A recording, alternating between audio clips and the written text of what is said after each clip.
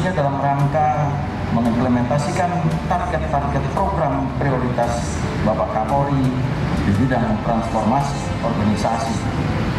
Dan pada program penataan kelembagaan khususnya penguatan Polsek sebagai lini depan pelayanan Polri.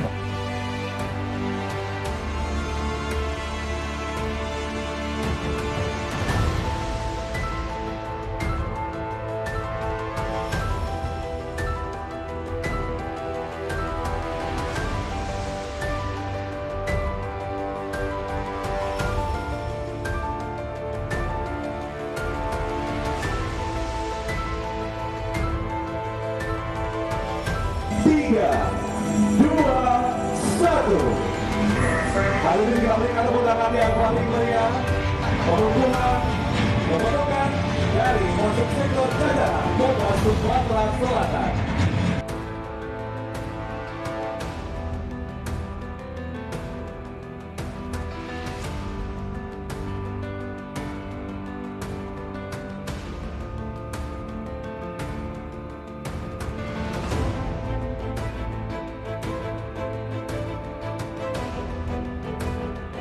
Ya, terima kasih. Terakhir ditegaskan tidak semua polsek bisa melakukan upaya penegakan hukum. Artinya leveling di bawahnya menjadi polsek sektor juga demikian.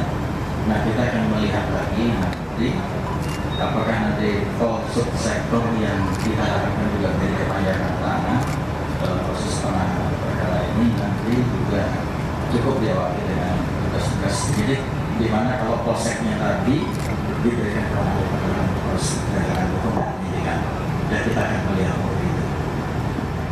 Ya.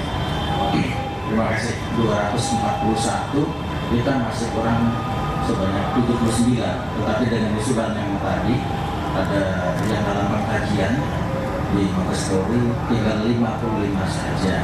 Nah, berkait dengan target waktu ini juga bergantung pada dukungan anggaran dari kepolisian ataupun nanti pemerintah daerah yang bisa melengkapi polsek-polsek ini, sehingga nanti diharapkan satu kecamatan, satu polsek di semua jajaran wilayah Sumatera Selatan. Ya. Itu Mas Adi ya. Jadi target waktu jelas kita berharap semuanya bisa segera terpenuhi. Tetapi kembali tadi bahwa perlu dukungan anggaran, dukungan personel, kemudian sarana-prasarana berkaitan dengan bangunan polsek atau polsek sektor tadi.